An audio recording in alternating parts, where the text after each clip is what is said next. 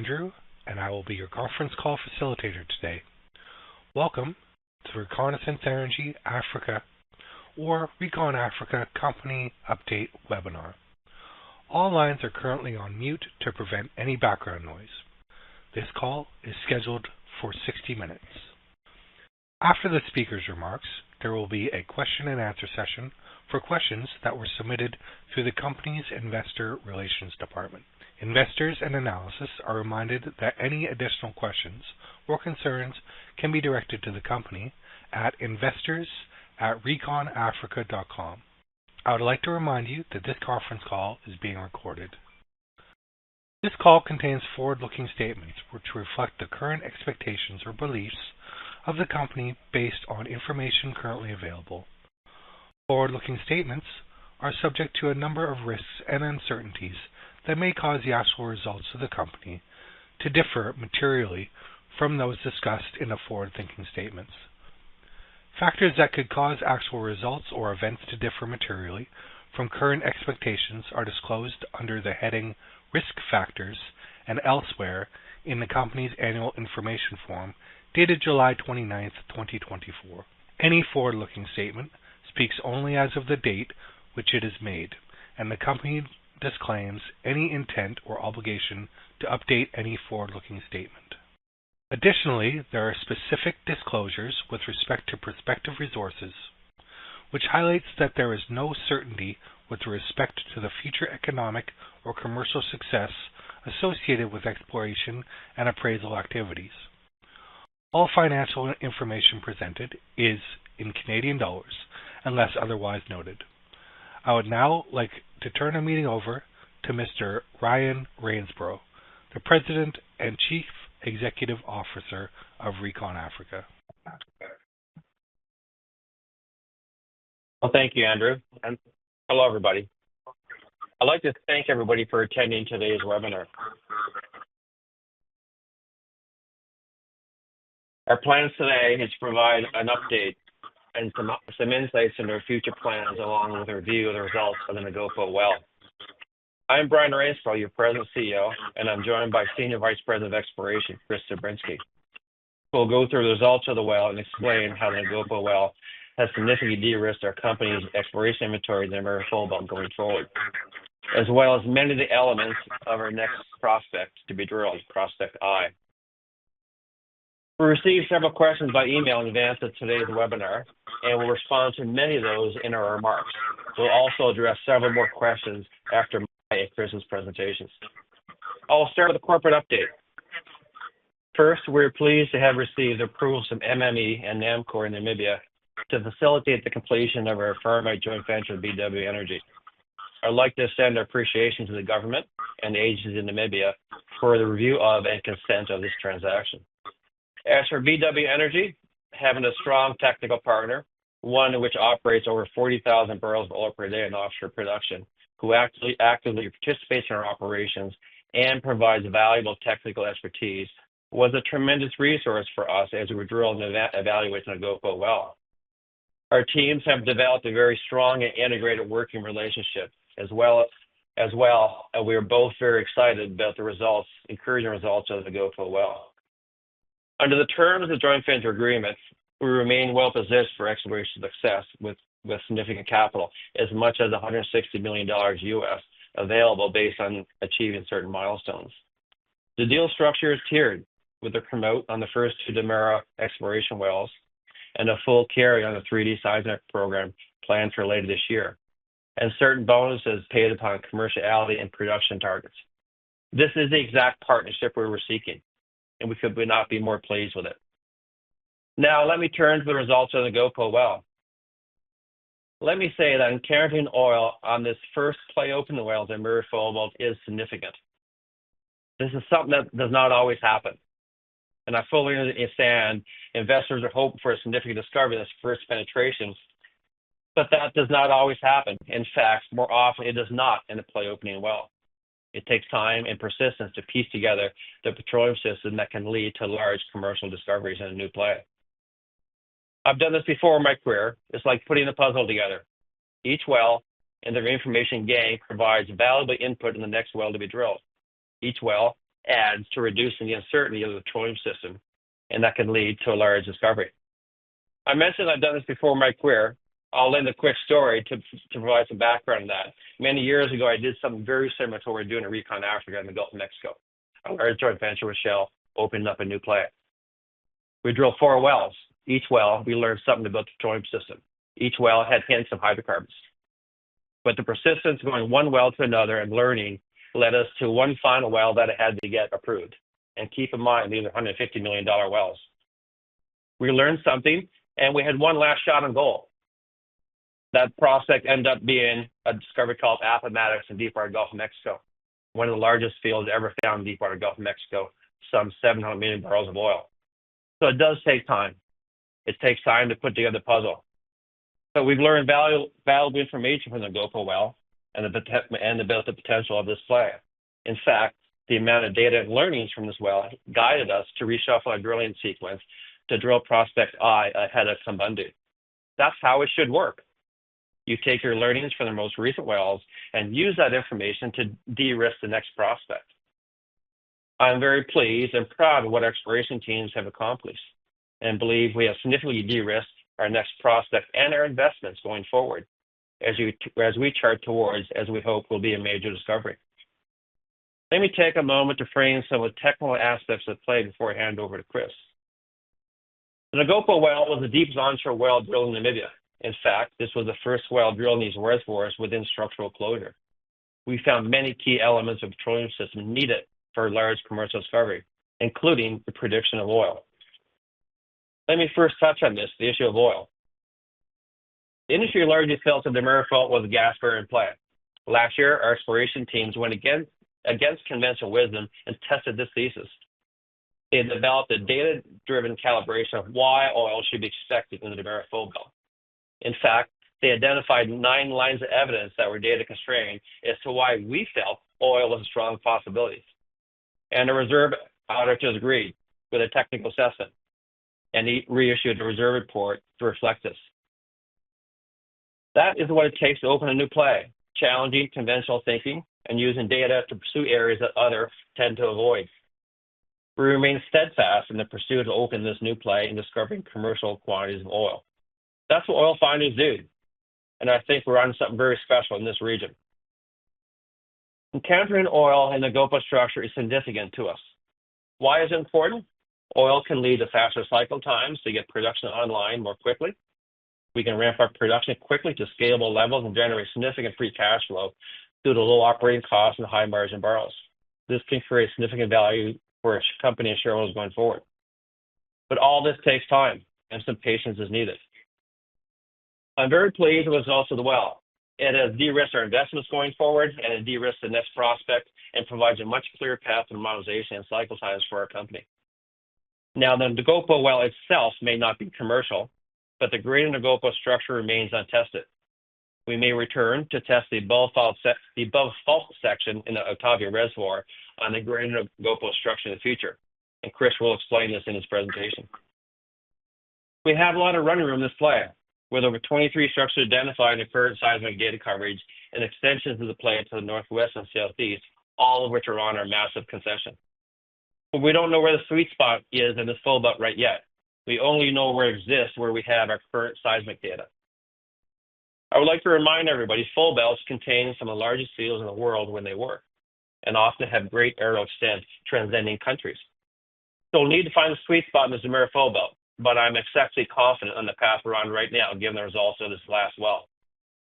The Zamora full belt contains large individual structures. We're testing structures that cover over 20 kilometers in length, and very rarely do you get a full picture with just that first well. Keep in mind, we have a 6-inch diameter wellbore at 4,000 meters depth in the Nagopo structure, which is almost 20 kilometers long. That is our control point we have in the structure right now, and we have indications of oil in it. So there's a lot of work to do to properly understand what we may have here. In a few moments, Chris will explain what further work may be required to test the Nagopo structure, and that we may return for future drilling if it all pans out. In addition to the geologic insights gained in the Nagopo well, we have gained valuable operational learnings. We've already begun to implement many of those learnings into our plans to improve our performance going forward. The Jarvie rig performed very well, drilling down to over 4,100 meters, which has increased our confidence that the rig can test all objectives in the next well. We're looking at pre-spud planning and procurement process to accelerate drilling Prospect I. In fact, we now anticipate spudding this well in the early part of June, with the results in later summer. Overall, I was very encouraged with the results of this first well. I've drilled wells for over 40 years in this oil and gas industry and spent most of my career taking big shots on goal. I've never not been successful in opening a new play without the underpinning of perseverance and resilience in understanding the subsurface and pursuing large discoveries. We've done this before. I have great confidence in Chris and his exploration team, and we're on the right track. If I don't believe there's oil to be found, I will not drill a well. But we're going to drill more wells here because we think we're going to find oil. It takes time. It takes utilizing the data and learnings from previous operations to piece together that puzzle and de-risk the next well in the overall play. And that's what we've done here. Now I'd like to turn the call over to Chris Zabriskie, our Senior Vice President of Exploration. He'll go through our results of the well and Prospect I in detail, and then we'll turn it back to respond to questions which have been submitted by email. Chris? Thank you, Brian, and thank you all for joining us today. I know we've got a large audience on the call today with breadth of technical understanding, some with tremendous understanding as we've received, and it can attest to some of the questions that we've received for this call and over the past year, but also some with not that experience. So I'm going to try to keep this simple and keep it very thorough. Keep in mind we are in a competitive environment. There may be some items that you'd like to hear about that we can't explain today, but we're going to do our best to answer all the questions that we received and give you a thorough background. I want to step into a little bit of the regional view before we move on into the learnings of Nangopo and what that implies for the future. If you take your eye to the lower left-hand corner and look at the inset map, you can see two basins, the Uwambo Basin outlined in blue and the Kabango Rift Basin, the strip that runs northwest to southeast. Which is primarily in northeast Namibia. Now, if you recall, the early three wells, if you take your eye to the right-hand inset map, you can see three pink dots that represent the initial three wells. These wells, keep in mind, the objective was to drill the Permian Rift sediments. What ended up happening is we learned a whole lot about the rift, but there were some reasons why we didn't want to move forward with that rift program, and I'll explain that in detail a little bit later.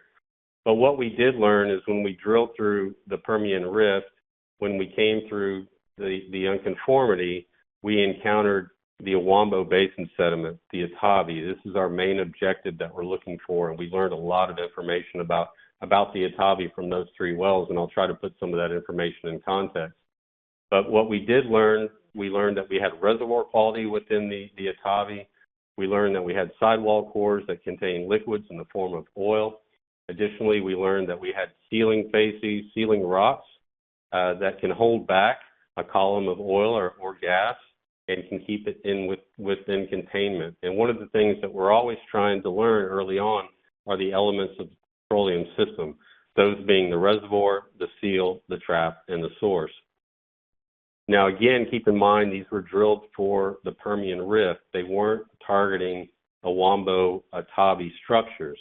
But again, we obtained a lot of information about the petroleum system. So all those petroleum system elements are very, very important to understand, to give you a regional understanding and to give you an idea on where you need to go next. But the most important element is source. If the source is not there, the hydrocarbons are not there, so you're not really concerned about those other elements. So the fact that we've proven up source in the Kawe well and now the Nangopo well gives us a lot of good feeling about moving forward with our next prospect, and we'll talk about that in a moment. So what was the reason for the shift to move to the Damara Fold Belt? Well, really, the primary reason was related to the size of the structures themselves as it relates to the volumetrics. So in the right-hand corner, the inset map, you can see the green polygons. Those are the 23 prospects and leads that we've mapped out over the last year. And some of those are 10 to 25 kilometers in length, 2 to 5 kilometers in width, and some have column heights of up to 600 meters. So these are world-class structures. And again, these structures can hold extremely large volumes. In my career, over my 20 years at Anadarko, I was primarily chasing exploration opportunities offshore. So that implied we were drilling wells for $100 to $200 million. The cost structure here being onshore is an order of magnitude less, but we're chasing the same resource. So that's what really got me excited about this play and really the reason why I came to Recon Africa.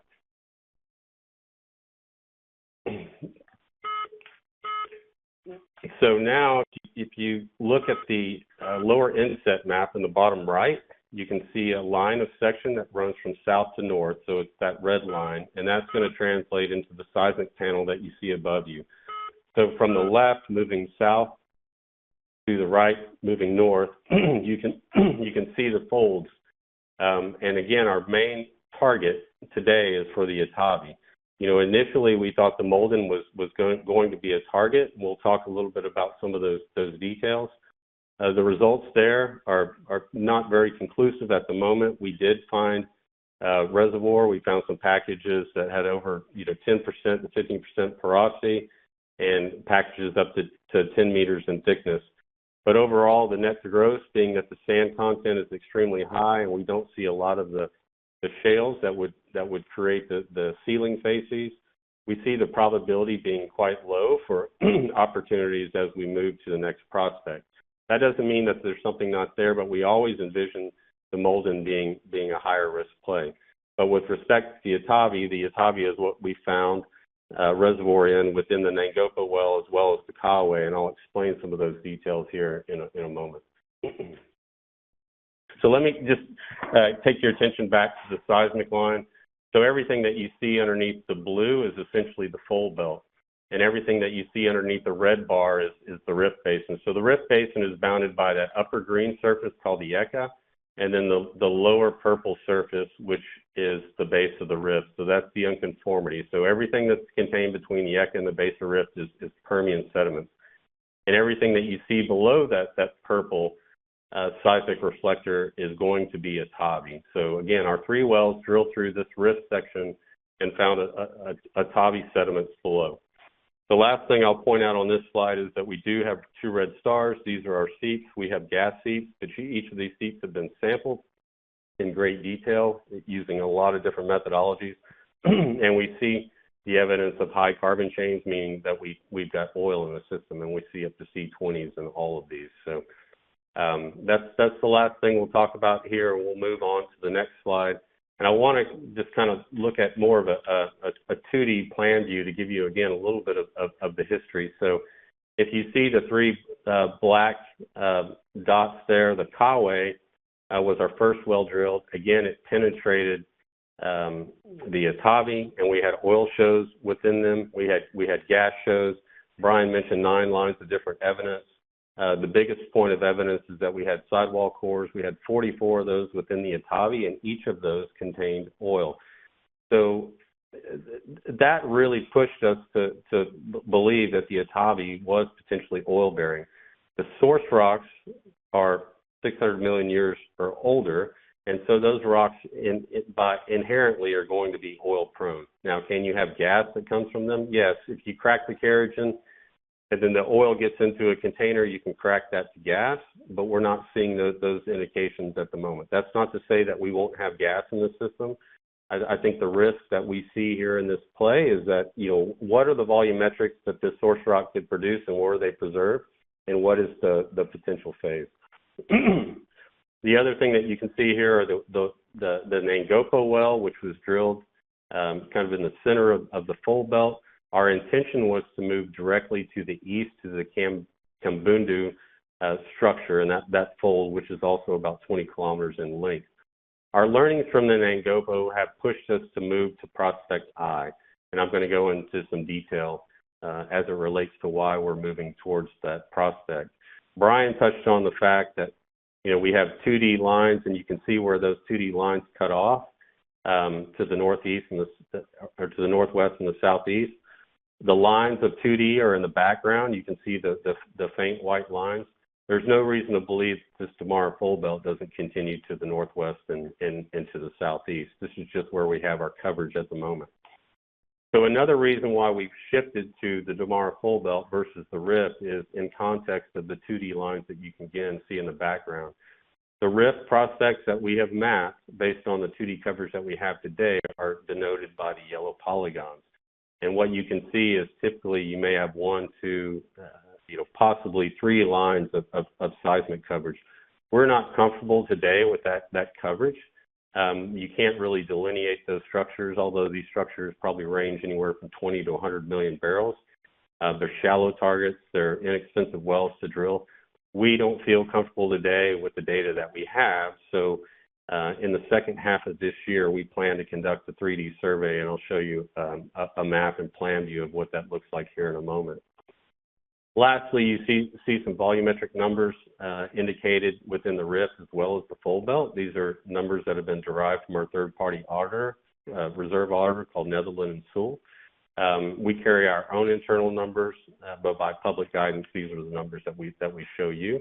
I would just say that with respect to Prospect I, and you'll see the volumes here in a moment of 385 million barrels that NSAI has indicated, we have larger volumes than that, but within the range.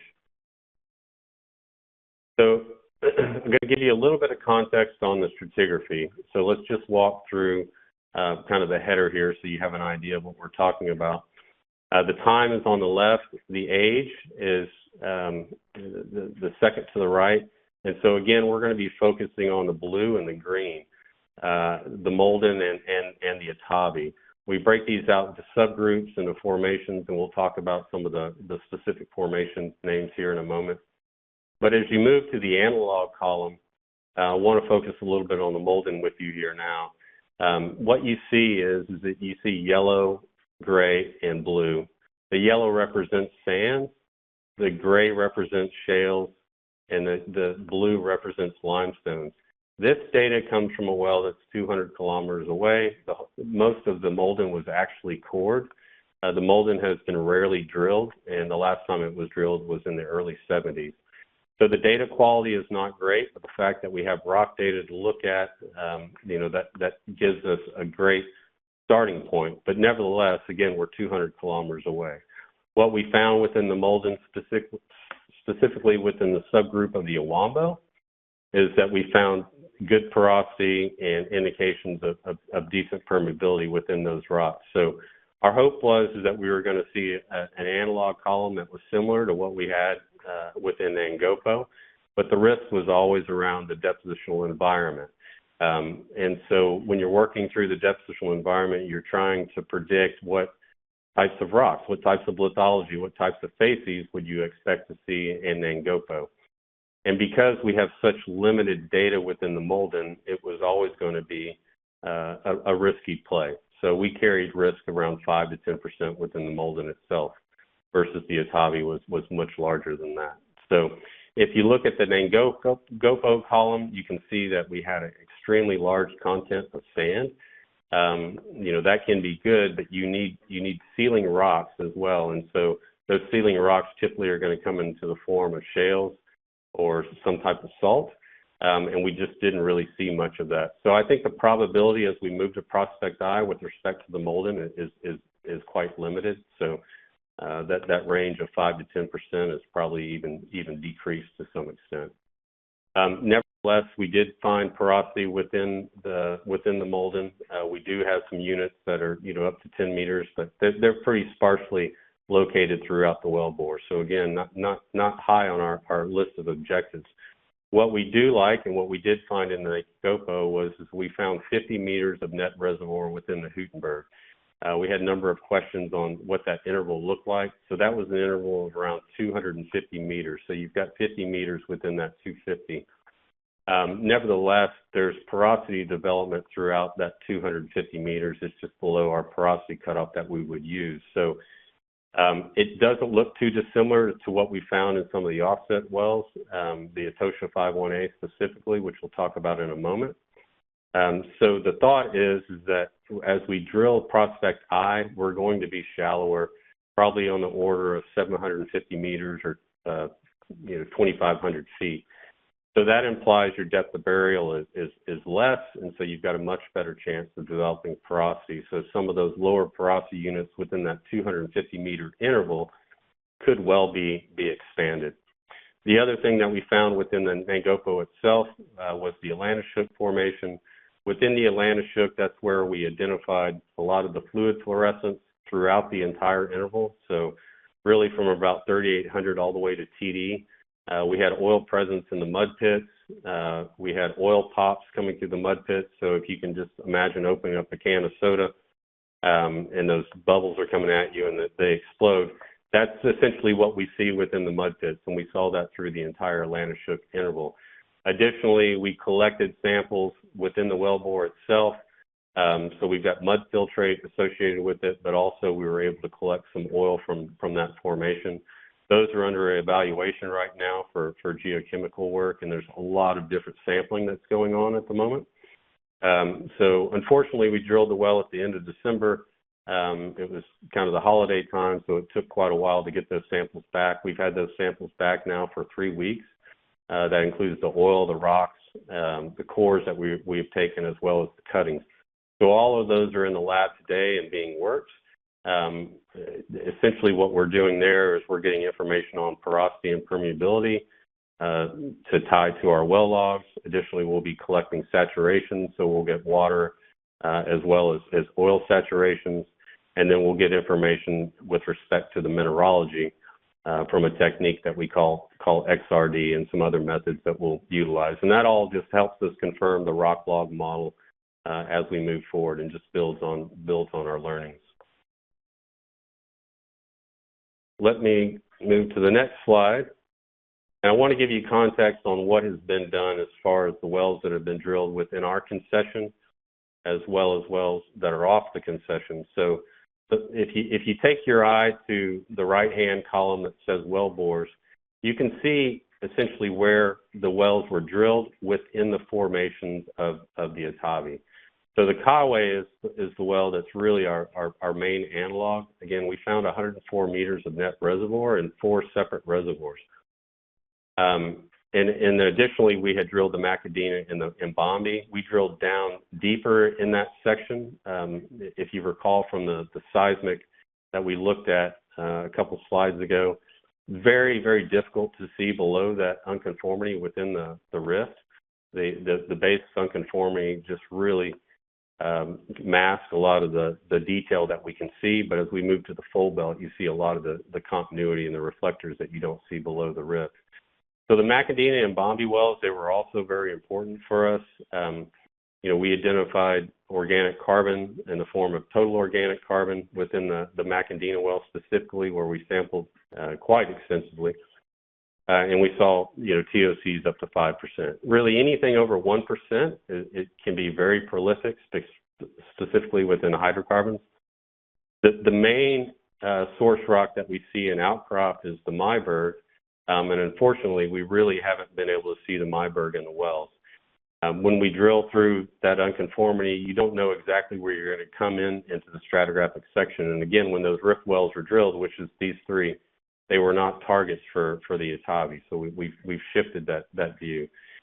So the Nangopo, you can see, had drilled through the Hootenberg as well as the Atlantishook. As far as correlating between the Nangopo and the Kawe well, it's quite difficult to do. And that really relates to the time that we're in. We're 600 million years or older. And to get into a little bit of detail, at this time on the planet, there's no plant material. There's really no animal assemblages. And so it's more difficult to correlate stratigraphically. So what we end up using are isotopes, and we use isotopes in the form of strontium, as well as carbon-13 and 18. And we have a global curve that can help us correlate that. So additionally to all the sampling that I mentioned before, we're looking at doing isotope analysis on about 100 different samples. And hopefully that gets us back to that global curve and we can get an idea of exactly where we're at within the Atlantishook and as it relates to the Nangopo and Kawe wells themselves. So in the Nangopo, as I mentioned before, within the Hootenberg, we've got 50 plus meters of net reservoir. And again, I think as we move to Prospect I and the shallow nature of that fold and where we plan to encounter the Atave, I think we're going to have a much better chance of expanding that number. Additionally, the Etosha 51A well, which is about 500 kilometers away, but if you look at the basin profile, it sits on the edge of the basin, which is about where we think we are at on the eastern side versus the western side where the Etosha sits. We encountered 69 meters of net reservoir within the Hootenberg there. So, you know, again, our database is pretty limited, but we're in a frontier area, so having 5 wells is a great thing for us. You know, there's a lot of data that we can integrate. So if we just took kind of all these numbers together, you know, we might expect to have 150 to 170 meters of net reservoir as we move to Prospect I. So let me move to the next slide. So let's talk a little bit about Nangopo and what we found. Again, we've talked about this. In Nangopo, we did find 3 of the petroleum system elements. One is implied, and that's the seal. The sealing facies that we were able to conduct data on within the Kawe well were extremely competent, so the potential to hold back 1,000 meters of column.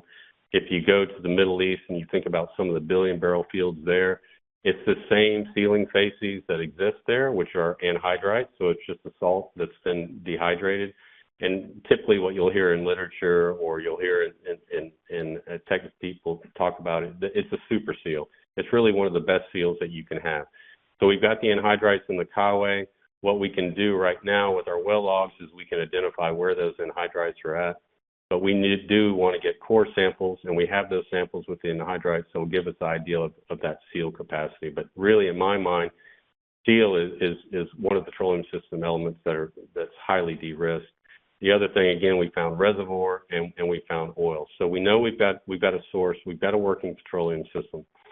The question is how big is that source? When was that source actually expelled? And we have ideas on when that occurred, but it was there for a long time. Was it preserved? And what is the actual phase? So to me, that's really the risk that we're going to see as we move forward. Now, with respect to the pre-drill is up in the left-hand corner. You can see kind of the general nature of the structure. We always knew that we had some risk here because the Molden section had not been drilled with seismic data behind it. So one of the things that we have to contemplate for in the beginning is what are the seismic velocities, and those velocities, as you create a depth profile, so all seismic collected in time, and we have to move to depth, there's always a little bit of uncertainty around that because you're not sure how fast or slow those rocks are. And it turned out our rocks were quite fast within the Molden. That's primarily related to, you know, the lack of porosity development. So these rocks are quite fast. So the Atave came in deeper than what was expected. And so there's some migration that takes place. And so what ended up happening when we actually drilled the well is that we missed the Atave above the fault. So that fault in the pre-drill is the black line that goes down into that red dotted line. And what you can see from the information that we were able to collect within the wellbore, specifically using a tool called the Formation Imager, we can look at bed depths, we can look where the rock is disturbed, where it's highly fractured, and we can identify where these faults are located. And what it turned out is that we have at least, you know, 2 significant faults. Difficult to see on this seismic data, but we can draw these lines through there based on the FMI and some of the reflections that we see within the seismic. So the implication is that we didn't hit the trap in what we call the hanging wall, which is above the fault. It's actually down to the east of the well is how we interpret this. So as Brian mentioned earlier on, the Nangopo well itself is likely not commercial, but the Nangopo structure to the east is potentially commercial. We've had questions about whether or not we would sidetrack this well.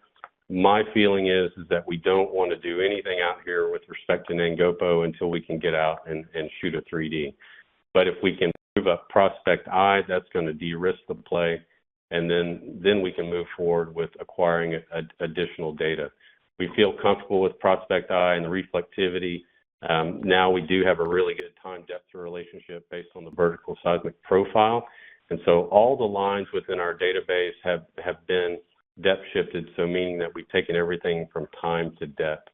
And so just to give you an idea, the error bars on the Itavi were around 700, plus or minus 700 meters in depth, versus now we think we're probably within about plus or minus 50 meters with that profile, and we're able to utilize throughout the fold belt itself. Okay.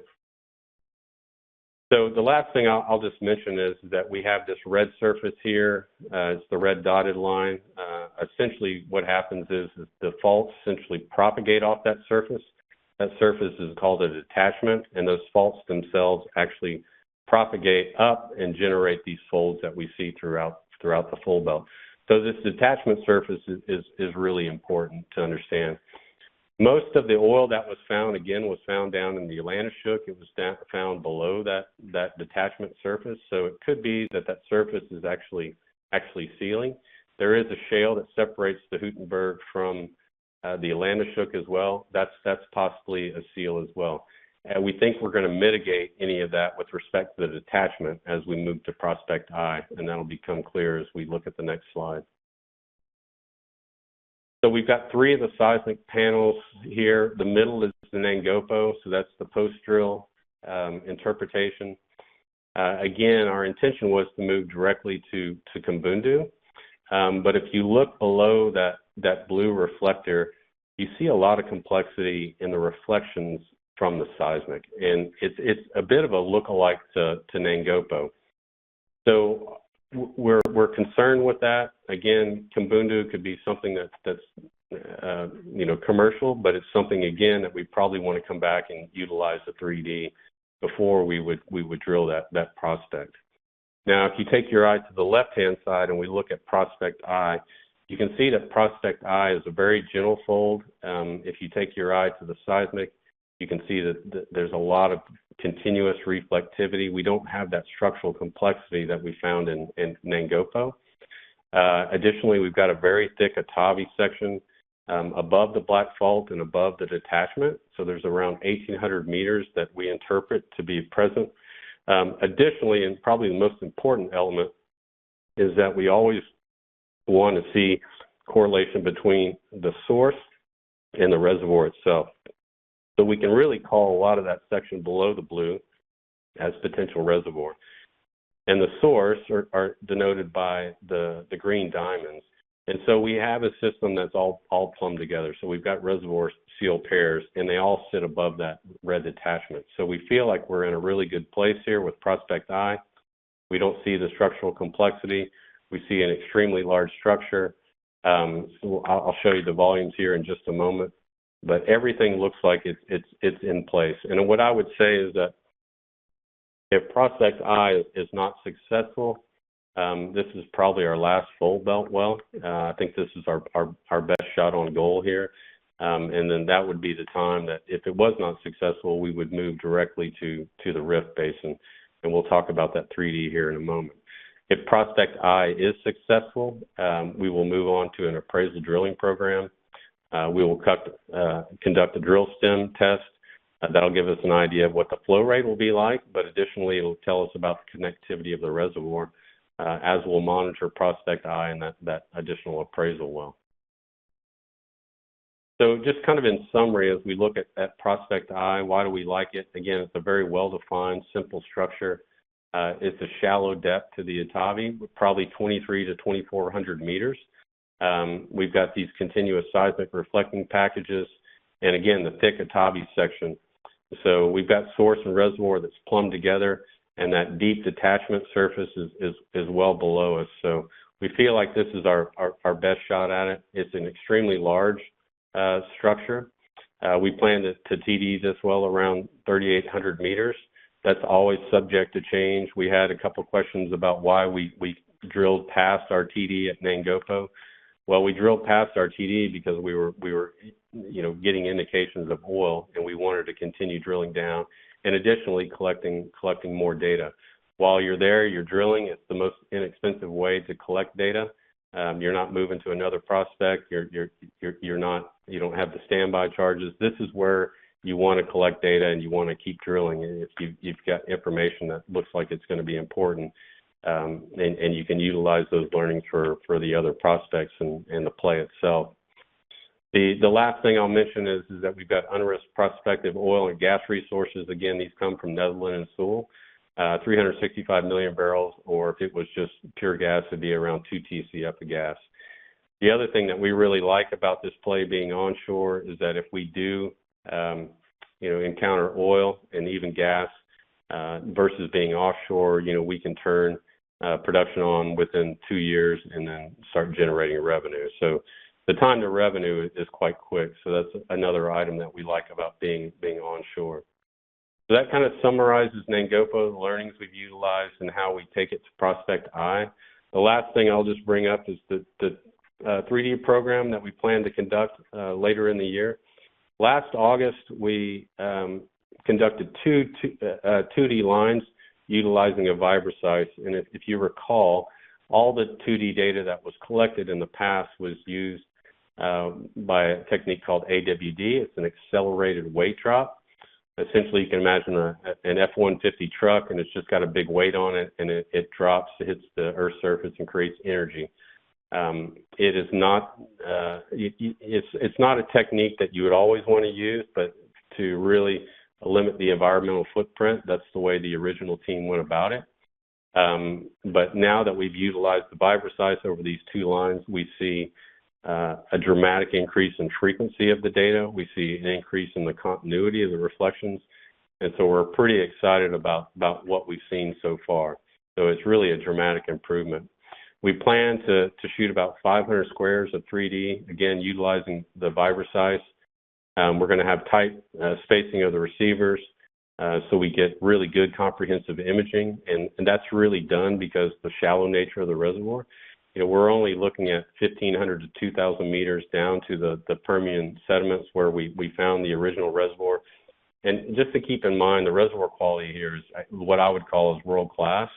We averaged around 25% porosity and half a Darcy of permeability. So that half a Darcy means that, you've got some of the best permeability that you can find on the planet. So really excited about the rift play, but we just have to have 3D coverage to really identify some of these prospects that aren't covered comprehensively today with the 2D. So again, planning on acquiring that in the second half of the year. And with that, I'm going to turn it back to Brian to give you guys a summary. Great. Thank you. Thank you, Chris. So this slide here sort of walks through the catalyst and activities for the remainder of this year. Chris already mentioned Prospect I. We are in planning process and preparations. We expect to spud that well in the first part of June. It's already been moved up by a month since we made the decision to move this location. We're doing everything we can to move this well up. If we had our way, Chris and I would drill this next week. That's how excited we are about Prospect I. But it does take time. In country, we have to engage communities. We have to engage traditional authorities and follow the government process to have water wells and access to the roads. We're also building a 10-kilometer road into Prospect I. This will be, right now we're planning on a 3-month well. We expect to have results sort of towards the end of the summer. And then we hope to be drilling appraisal wells on this structure immediately after that. Chris mentioned we have testing equipment in country. So if we find hydrocarbons, we will DST it to get a good idea of what we have and what the capacity is to develop this field. So we're super excited about this prospect. We're doing the right thing, pivoting from Kabundu to I for all the reasons that Chris just went through. But we're charting forward to get this massive structure tested in the summertime. With that, what I would like to do is turn it over to some Q&A. We had a number of questions that were submitted in advance of this call, so we've taken all those. A lot of those questions were addressed in the technical review that Chris just gave, but there are some ones that I think be worthwhile relaying to the audience. The first question is, has the company initiated cost reduction measures until drilling activity starts up again? Which is a great question. The answer is yes. The minute we pivoted from Kabundu to Redundu, the executive team got together and reduced costs and spending across the board until the wells spud. We minimized all travel abroad, which can be very costly. But also, we initiated significant reduction in standby costs with all contractors, such that our burn rate between now and spudding the well is minimized. And this number is now at a fraction of what it was before I arrived. We also, along with the executive team, deferred all discretionary spending the second half of the year. This is all an effort to reduce our burn rate until we spud the well. On the back end, we're pushing the process forward. We want to get this well drilled as quickly as we can to minimize burn rate between now and then. So the answer is yes, we're doing everything we can to do that. A second question was submitted. The company needs to drill more than one well per year. What can be done to make this happen? And let me address this, and Chris may also jump in. In a 12-year period, July last year, July this year, we'll drill 2 wells, spud 2 wells. And these wells are 3 months in duration, a month of evaluation, and then often you have to construct roads and work with local governments. So it takes time. We would like to have a drilling program going here. If we're successful, we'll look at all options to accelerate the speed of drilling, including bringing in a second rig. But right now, I'm pleased with what we've done in the 12-month period on drilling wells.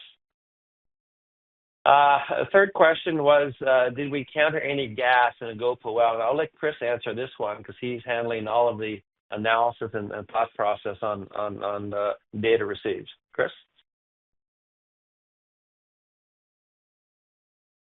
Maybe on mute, Chris. Okay. I think you may be having problems. No, I got it. One of the other things that we call up to C5 in certain areas, but we're going to have to wait until those isotopes are really analyzed to understand what we found. But as far as when we were drilling, yes, we encountered gas. When we cut through the Atlantis, we saw those gas levels elevate. And that really corresponds, I think, to what we were seeing within the Atlantis with respect to the fluorescence and the oil pops and all of that. So we'll have more of that data. It'll come out. But, we're probably still a month or two out until we get the majority of the data and we can integrate it. What I would say, though, is that, a lot of the information that's going to come out, we're going to utilize. But because we didn't have a trap, there's going to be lines of evidence that you're not necessarily going to see, and some of this data will be used for an ANGOPO, but not necessarily directly applicable to what we're going to find in Prospect I, because we need to come across that trap to encounter a column of hydrocarbons. Great. Thank you, Chris. A fourth question that was submitted, which I'm glad it was, is the question is, why does the company continue to overpromise and underdeliver? So let me address this, and it's a good question to address the audience. We do not believe that we have overpromised and delivered. And let me outline just a few items to help support this comment. When I came on board, we said that we would resolve the civil cases, and we did that. We said we would exit Mexico and become a pure play West African company, and we did that. We said we'd bring on oil finders to really help understand our inventory better, and we did that. And you saw some of that today in Chris's review. We said we'd bring a joint venture partner. It took some time, but we did that. We got a great partner, BW Energy. Last year, we said we'd spud the Nagopa well by July 1st. We spud it on July 7th. And we said we'd improve our governance structure. So we have confident investors in how we run the company, and we did that. So I don't fundamentally believe we're overpromising and delivering. All these items of change were needed to change the course of Recon and were necessary. So I'm glad this question was brought up, but I'd like to point out what we were doing to improve this company's position for future growth going forward. Another question that was asked is, how do you plan to increase shareholder confidence and shareholder value? Which is a great question, and I'm glad that this was brought up a number of times.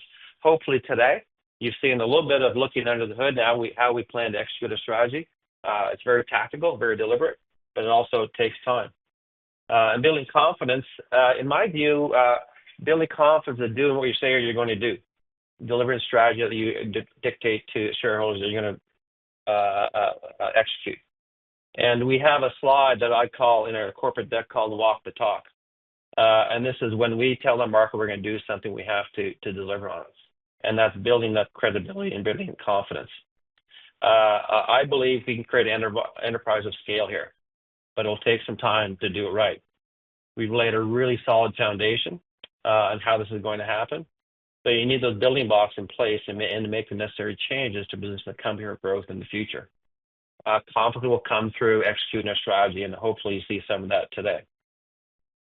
In terms of value, that's a great question. My philosophy is we need to create tangible value and sustainable value.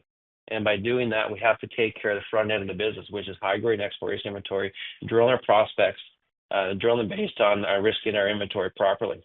But ultimately, we have to convert the resources we have in our concession into reserves.